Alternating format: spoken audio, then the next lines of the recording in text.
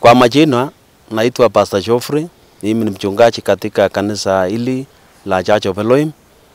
Kwanza nataka kushukuru Mungu kwa sababu ametupatia nafasi kama huu. La pili, kwa yale imetokea Kenya hii. Sisi kama wachungaji ya kanisa tunaona ya kwamba hata ingawa watu walikuwa wanasema walikuwa wanaandamana, vile tunaona ilingiliwa na mambo ya siasa. Na kwa sababu sisi ni wachungaji, tunataka tukukemea ile mauaji ilitokea. Pia wa vijana tunataka tuwasi hii Kenya ni yetu. Hii ni nchi yenye inastahili tuwe na amani.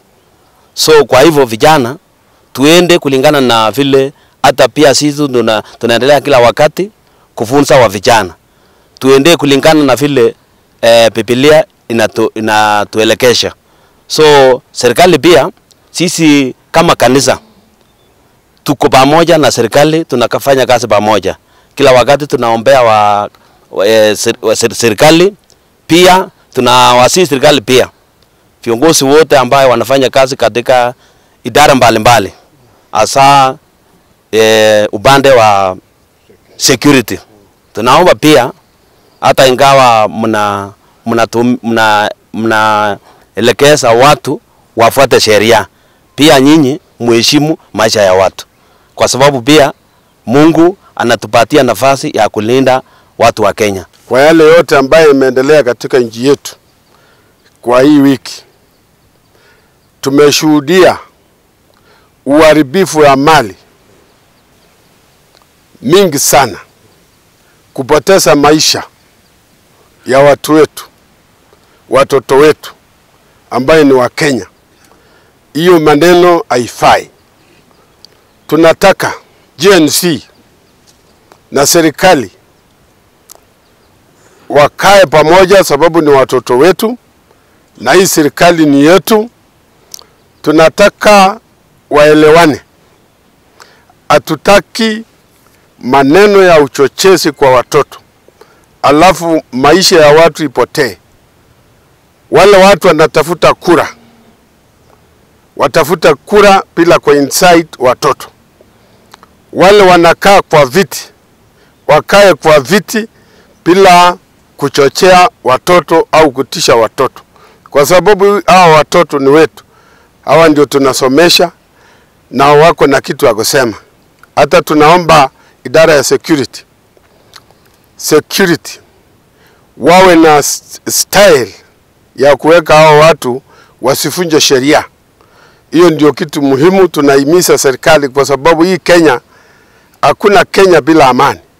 Kenya itasimama saa ile kuna amani. Serikali itasimama saa ile kuna amani. Kwa hivyo tusisukume Kenya mpaka ukuta. Tunataka tukae na amani, watoto wetu wakae na amani, na sisi sote kama kanisa. Sheria amri ya 6 hairuhusu mtu yeyote kuua mtu. Kwa hivyo yale yote inaendelea si ya kuridhisha Mwenyezi. Tunataka yale yote ambayo inaendelea iwe kitu ya maana katika jamii yetu yote Kenya, na sisi sote ni watu pamoja. Kwa majina ninaitwa Pastor Joseph Temburu. Nataka kushukuru siku ya leo Muumba wetu, ili kanisa letu tumekutana leo na wasee wengi kutoka sehemu hii ya Rift Valley, na tumeshukuru kwa sababu tumefanya mkutano mzuri na imeendelea vyema. Tulipokaa tulikuwa na wasiwasi sana, tukiomba kuombea nchi yetu ya Kenya, na tumeomba kwamba nchi yetu tuwe na amani. Tumeomba kwamba nchi yetu tusimame na tupendane kila mtu. Yale yote ambayo imetendeka juzi na jana tumekekemea zaidi, kwa sababu tuliona upotevu wa maisha ya watoto wetu. Na tunasema serikali yetu tukufu ibate kusikia vijana, matakwa ya vijana, hata na wasee na hata makanisa tena bia. Hatutaki tena umwagikaji wa damu katika Kenya yetu. Tuko na uhuru na sheria yetu inasema kwamba kuna ruhusa ya mtu kudemonstrate, lakini tunakemea wale ambaye wanaharibu mali ya watu wengine.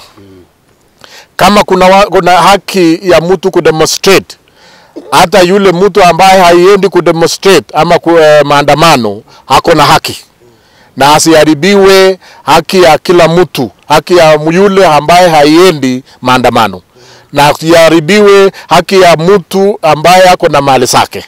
Jana na juzi tuliona uharibifu mwingi wa mali ya watu wa Kenya, na hiyo ndio makosa kubwa sana. Tunataka kuomba watu wetu na wananchi wote wa Kenya, wanasiasa ambaye wanatumia watoto wetu kufanya maandamano na kuharibu mali ya watu, hiyo sio nchi ambaye tunataka kuishi. Tunataka nchi ambaye kila mtu anafurahia kuishi na kufanya kazi. So tunaomba kama wadumizi wa kanisa ya kwamba tukae na amani, na tunaomba amani kabisa, na tusifanye vitendo kama yale ambaye tuliona juzi. Tusifanye vitendo kama hiyo, tukae na amani, na kama kuna kitu ambaye watu wanataka kuonyesha ama kusema, waonyeshe na kusema kwa njia ambaye inapendeza kila mtu. Hajafika wakati na siku ya siasa na uchaguzi. Tunangojea 2027 tufanye uchaguzi. Wacha tuwajie serikali nafasi ifanye kazi, ifanye yale ambayo atafanya.